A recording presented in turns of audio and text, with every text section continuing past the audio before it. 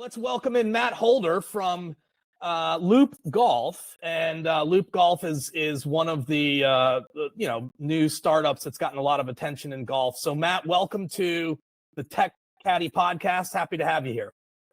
Happy to be here. Thanks for having me, Mike. Really appreciate it. Absolutely. So listen, we wrote an article about scraping, and you chimed in, which I think is great. I think it's totally fair. And I just wanted to give you an opportunity to you shouldn't have to do this on a message board or something like that. Everybody should be willing to have conversations, frankly, in this country. And I know we won't agree on everything, but I wanted to give you a platform. So happy that you could make time and come on. Yeah, no, happy to be a part of the conversation. I agree with you that, I think that there are a lot of companies out there that are looking to innovate in the golf space, and everybody's coming at it from different angles. And I think it's good to have open conversations about what that looks like, because I think across the board, both from golfers to operators, everybody wants to strive for innovation and new ways of doing things and better ways of doing things. And, sometimes it gets a little messy. Sometimes it's not exactly as the changes and exactly what you expect. But, over the long course of things, we find ways of working together and moving forward and making things better. Right. You say things can get messy. What we used to talk about back in the day was that scene from Moneyball about the Oakland A's. That scene from Moneyball when the owner of the Red Sox says, everybody the first person through the wall always gets bloody. And that's just part of the gig, right? And you either sign up for it and you embrace it, or frankly, you probably fail. That's really what the life of a disruptor is. And so I have a lot of respect for people that disrupt industries and build new ways and that kind of thing. Obviously, there is another side to the coin when it comes to scraping. Talk a little bit, like, for people that are listening right now that don't understand what I mean when I say scraping or what scraping is. Just give us a little bit of an overview what we're talking about. Yeah, so it's interesting. Like, scraping is I guess kind of gotten a bad rap and seen as a bit of a dirty word within kind of within tech and outside of tech. But the simplest form of it is basically like Google, and it goes back to the days of search engines and the early days of the internet, where everybody's trying to find content. When the internet first came about, you had to know the direct path to find a page, and then that's when internet browsers came about, Netscape and things that started aggregating and trying to build search engines so you could find all the pages. So literally, you have Yahoo, Google, all the different search engines that exist out there. They scrape the internet, every single corner that's available every day, and they're scraping your website, they're scraping my website, they're scraping everything to aggregate all of those pages and make it easy for people to find stuff, which is a great service to the world, and obviously has brought about huge amounts of innovation. There's also scraping that happens where there are companies that are going to, let's say, like, scrape pricing data at different retail stores and provide ways of bringing transparency to what prices are and where deals are and where you can find a certain shoe or a certain hat or things like that as a service to consumers to help give them options and increase their ability to shop effectively. And so I think in golf, what you see is that there are companies that are either scraping or using course websites like a normal golfer would be. But some of them are obviously, I think there are some data aggregators that are taking pricing data and T-sheet data and packaging that up for analytics that provides insights to certain customers. That is something that I think is in the golf industry, so I guess surprising, but it's also something that's been happening throughout the internet for decades. Right. And it's brought about a bunch of innovation and transparency into all industries. Yeah. Let me give some context. So let's talk about the website that we have, golfcoursetechnologyreviews.org.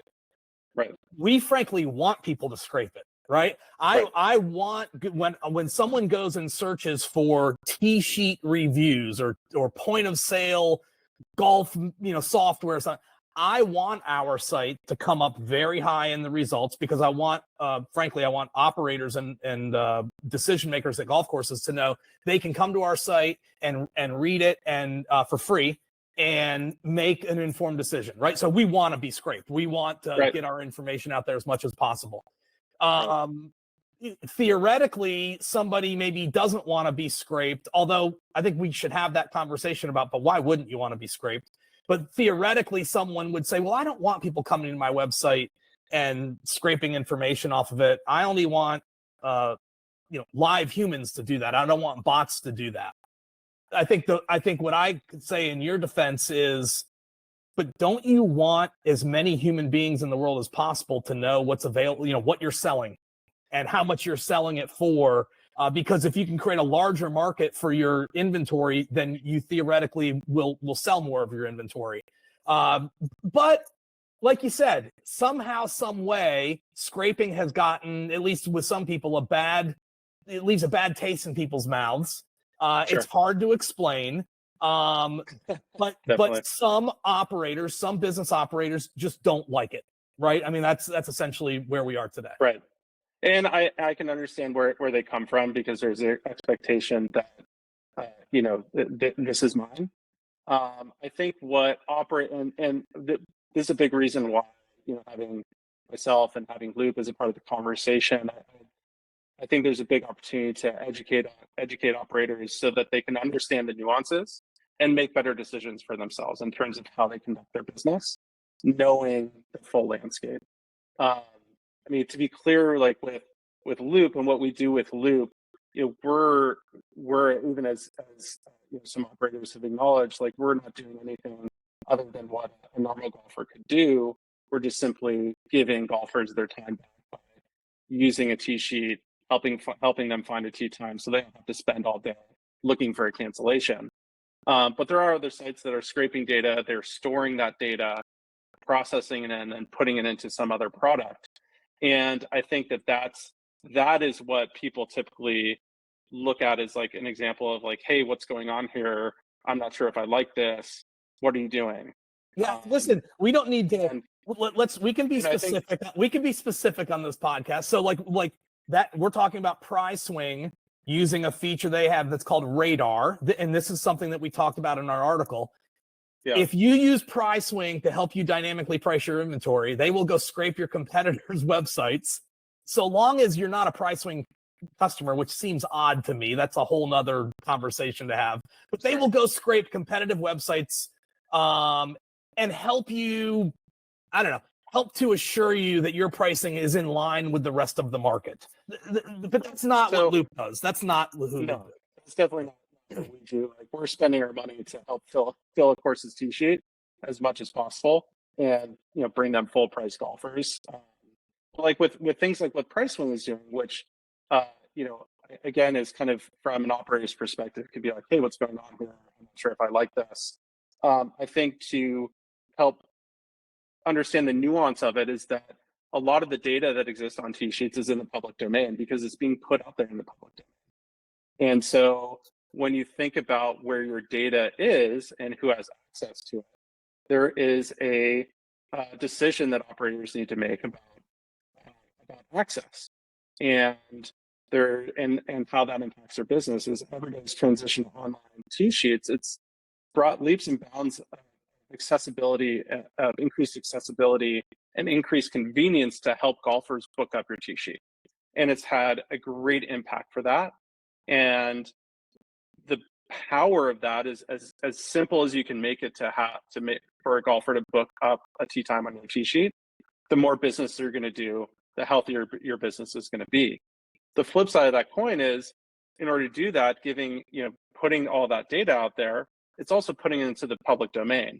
As if I just took, my entire company financials and left it on a kiosk at the mall, or dropped it on the floor at the PGA show.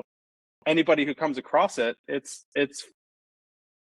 theirs. Right, but you can appreciate, I think, there's a whole bunch of people that are uncomfortable with what you just said. That like they just don't fundamentally agree with it, right? That like, no, that's not the point of me selling online tee times. The point of me selling online tee times is so the golfer can buy them, and frankly, so I don't have to answer the phone, right? That's why a bunch of guys are selling online tee times.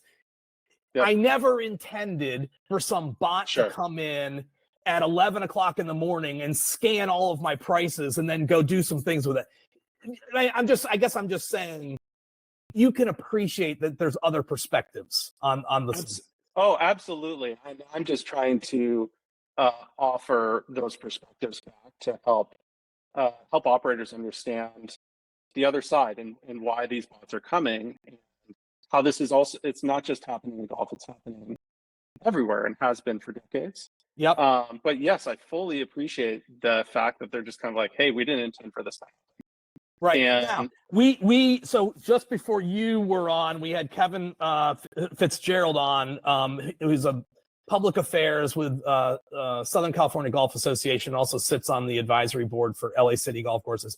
You and I had a conversation yesterday trying to set this thing up and make sure that we were going to play nice and that kind of deal. You had an interesting perspective, I thought, on this. I mean, your point was, well, somebody's being a capitalist, right? I mean, somebody is hustling, and they're, so talk about that a little bit. You know, share with us kind of your perspective and the other side of the coin, so to speak. Sure. I mean, like the city of LA situation, everything that's going on there is obviously very dynamic, and new things are coming up, and there's a ton of nuance to it. But you know, I think that where there's this kind of friction between what was intended and what's happening, and those two things are colliding, and everybody's trying to make sense of it. And from the side of the city of LA and some golfers in the city of LA who are just like, hey, this is unintended, you know, we don't like this, or we're not sure we like this, or we don't know what to make of it. There's also an other side of a ton of LA golfers that are very much willing to engage in paying a little bit extra to get a tee time and to get the tee time that they want. And they've been happy customers of, you know, tee time brokers and things like that.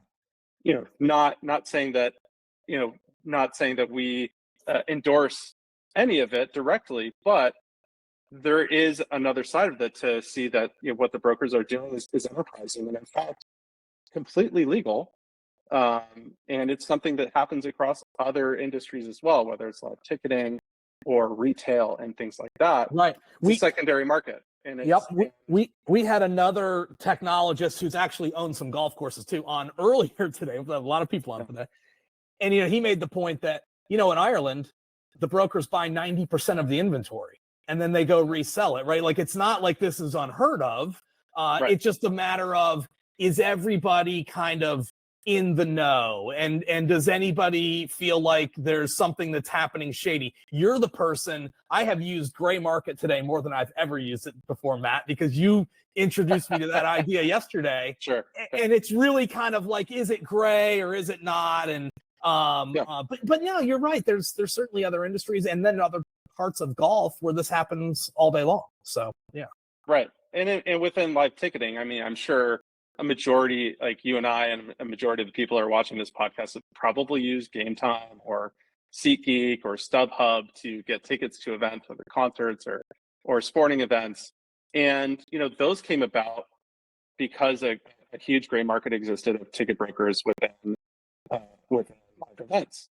And it's completely legal. It was just something that technology hadn't yet enabled. And then these came along. We've got a great optionality to consumers to access sporting events that they otherwise might not even be able to attend because there's just no liquidity for transferring tickets. Right. So, you know, what I think this situation, I think like one of the big learning points and takeaways that operators should get from what's happening in LA is, yes, that there's, you know, these unintended things, but I think also highlights just how much demand has impacted pressure on pricing, and highlighting the fact that there's a lot of price opportunity and a lot of revenue management opportunity that has yet to be extracted within golf, that, you know, companies like Loop, like we're helping operators understand exactly how much of that upward pricing pressure there is, so that they can reprice their inventory Right. should they want to. Let's talk about that. Their bottom line. Let's talk about that, because that's another thing that you said in on the LinkedIn post that I think it's really cool how you guys are actually different than some other waitlist companies. And I don't mind mentioning names. And I don't want to violate anything that's proprietary, but if you want to explain why you actually are a waitlist company and others are like a notification company. Explain that if you want to. Sure. So, I think that, maybe I'm splitting hairs here, but I think that what makes us incredibly unique in the marketplace is that we have a stacked rank priority of golfers that are excited golfers that are ready to play your course, and oftentimes are willing to pay significantly more. Not saying that we currently charge them at whatever the course charges, but we also provide insights and data into how much they could charge to help inform How much the golf course could charge. How much the golf course could charge as future pricing and future price demand for their tee times, which is not factored into any model-based dynamic pricing that exists in the industry. You said ranked. And so, what was the term you used? Ranked what? Ranked. So basically, a ranked priority system for getting a tee time. So cancellations happen, or your tee sheet opens 7 days in advance. You have a limited amount of inventory. What we do is we make sure that if there's a cancellation for a foursome, we are filling that with the highest revenue group possible, as opposed to a notification system, which is basically just a cattle call to however many people are interested in a tee time. It's first come, first serve. And you might just be overloading your software system to the point where the site crashes and then no one's happy. And so one person in the notification system, it's wildly convenient. For the 99 other people, it's wildly inconvenient and frustrating. Yeah. Instead, what we do is, instead of doing this like repeated cattle call, we prioritize our list and make it a equitable, a fair, willingness to pay system, where we're making sure that the course is getting the highest revenue to fill whatever spots. And you're able to do that because you've asked the golfer to say, what are you willing to spend? Correct? Correct. Okay. And so we will book them at whatever the full rate is at the course. The course gets 100% of what they expect. They get 100% of their full rate. Then on top of that, the golfer is the one who pays us a convenience fee to do the work of spending hours monitoring the course's tee sheet. Instead of them having to do it, we take a portion of that and actually share it back to the course to reinvest in them as well. And all this is at no cost to the course. So as I was talking to one of our recent customers that we just signed up the other day, his reaction was just like, yeah, so you don't cost me anything, and there are like 3 different ways that I'm going to make new revenue.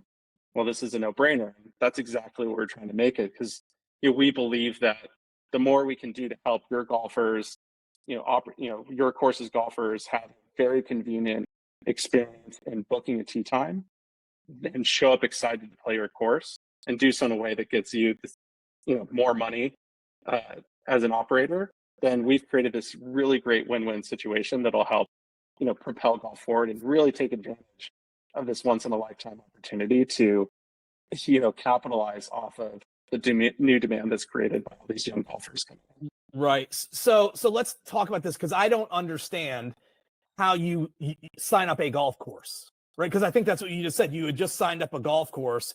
Yep. My understanding is that your revenue model, all your revenue comes from the golfer. It doesn't come from the golf course. Correct. So what does that even mean to sign up a golf course? Like, what? I guess I don't get that. I guess it's pretty simple. It's just a way to agree that, one, we're going to share our profit to you, and where do we send our check on a basis. Okay. As well as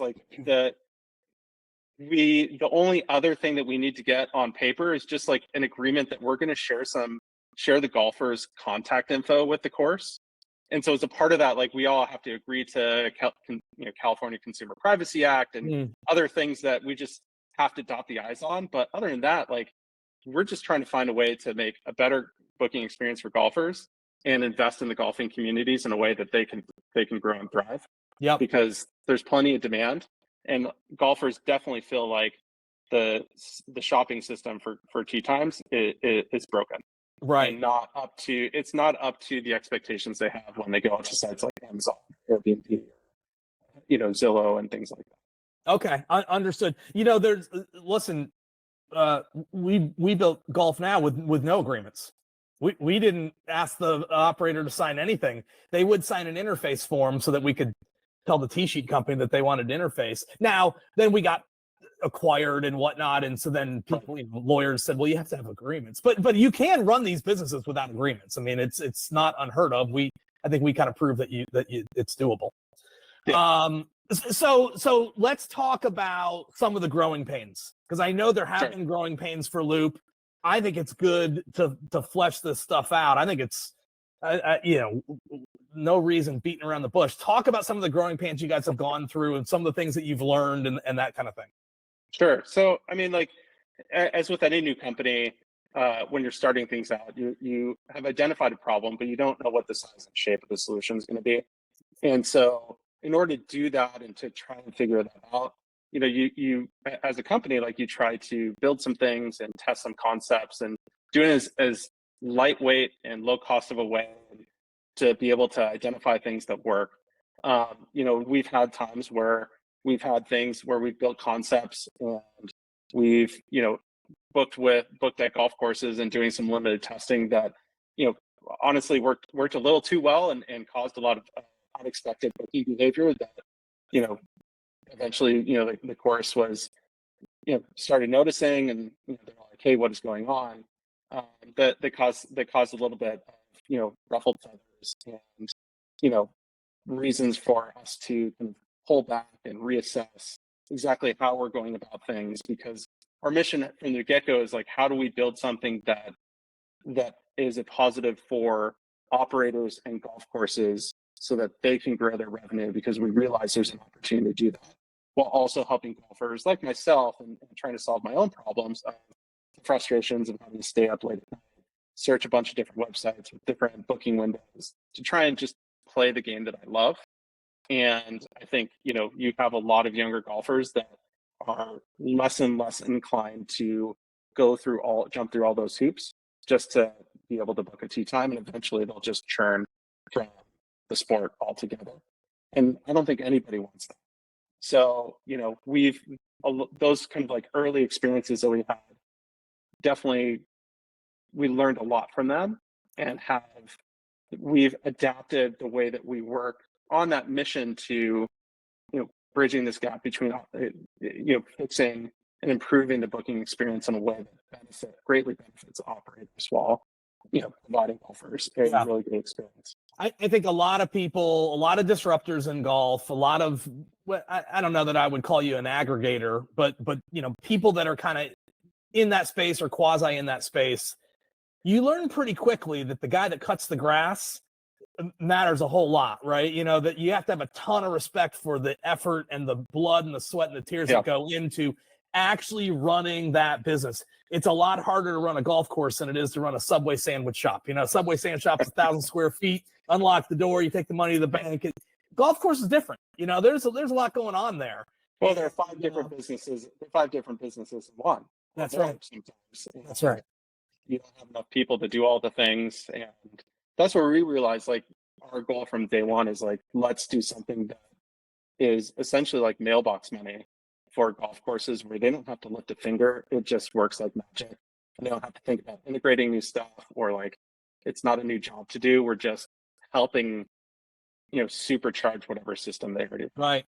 That was one of the lessons that we learned at Last Minute Golfer. So Last Minute Golfer was the deal before Golf Now, and we would mail money to the operators. And we were fanatical about how quickly we would get the money to the operator and that kind of thing. And when we would go back and interview people, this is after the company was acquired and everything, but you'd go back and interview people about, why did you like us so much? And what they loved the money, right? They loved the check coming in the mail, even though it was, even back then we could have done ACH, we didn't. And we didn't intentionally. we wanted them to get the envelope and open the envelope and have that experience. And, that's just another go-to-market strategy that some people employ and some people don't. But you do learn a lot about the power of sending dollars and what that does to a client. It can be really powerful. Yeah, and I think we've done. We're coming from the perspective of trying to flip the script in the same way of, you don't pay us, we pay you, and everybody wins. So, we've been having some healthy growth on the back of that. I think our product is as close to reaching our goal that we originally set out to reach as we've ever been. So will this be your first kind of full summer season in terms of, I don't know, are you coast to coast yet? Do you have clients in New York or North Carolina or something like that? Yeah, we're throughout the U.S. Okay. We're continually growing. So, we spent, a year or two doing a lot of concept testing, and we believe that we've truly built something that's exceptionally unique in this industry that's never been done before, and no one else is doing. So this year will be our first kind of like big push in terms of growth, and we feel like we've got a good model where it's really working exceptionally well. And really, I guess one of the takeaways from this interaction could be scraping's not going away, is what it sounds like to me. Your position would be, it's not going to stop. It's going to continue to happen. Maybe there's ways to, I don't know, make everybody feel better about it, but scraping is here to stay, and don't anticipate it stopping. I wouldn't anticipate it stopping. I think that there are things that you can do to potentially limit it. But in order to kind of like legally limit it, you'd have to make substantial changes to the way that people book tee times at your golf course, which might be to the detriment of your bottom line altogether. So, right. You just have to be careful with how. Right. I've thought about that. Well, what if you made the bot have to sign in first or something like that? But then, to your point, well, now you're going to limit the amount of eyeballs that get to see your inventory, and that's probably not a good thing. Yeah. Okay. Well, I hope you guys, continue to learn, and I kind of root for everybody. I want you guys to be successful, and I don't think you being successful in any way means the golf course isn't successful, right? Like you said, you're trying to sell their inventory at full boat. They get full boat on it. You might make an upcharge. Well, ideally, we'd be selling it for more because we know we can. It's really up to the course whether or not they're ready for that. But our business model, the way that we've designed it, is to be directly aligned with the course's success. Right? You're not just paying us a fee and then we say thank you and then go sell to the next person and we're slow to innovate. We make money when you make money. And the more money you make, the more money we make. And it's a percentage of the amount of gain that you would get as an operator. And so we know that that's like the really great, like that direct link in terms of incentive will allow us to always be thinking about ways that we can deliver more value to the course and do so by the course and their golfers the best possible experience. So right. It's really, really the stance that we take in the industry and how we want to be partnered with golf courses. And if, like you said, I mean, if the golfer's willing to pay more, then that's the golfer's choice. So well, it would be interesting, Matt, maybe in August or something. It'd be interesting to have a client come on and talk about, geez, I didn't know that there was this much demand, or I didn't know we could price it to this level. And the data that Loop shared with us helped us get there. That would be an interesting conversation to have, I think. That'd be great. Yeah. Okay, well, listen, thanks for coming on the Tech Caddy podcast. I do appreciate the engagement. I think it's really healthy. And hopefully some people learned about Loop a little bit more today than what they knew in the past. Yeah, and if anybody's open to having conversations about scraping or how we can work with them and help their business, help their course, you can reach out to industry@loopgolf.co. Happy to engage in any conversations and talk about it further. There you go. You sound like Nikki Haley or somebody sending people to their website. So there you go. I think that's the first time we've had that on the Tech Caddy. So that's good. Good. All right. Well, thanks a lot, Matt. It was good to talk to you. Thanks, Mike. Really appreciate the time.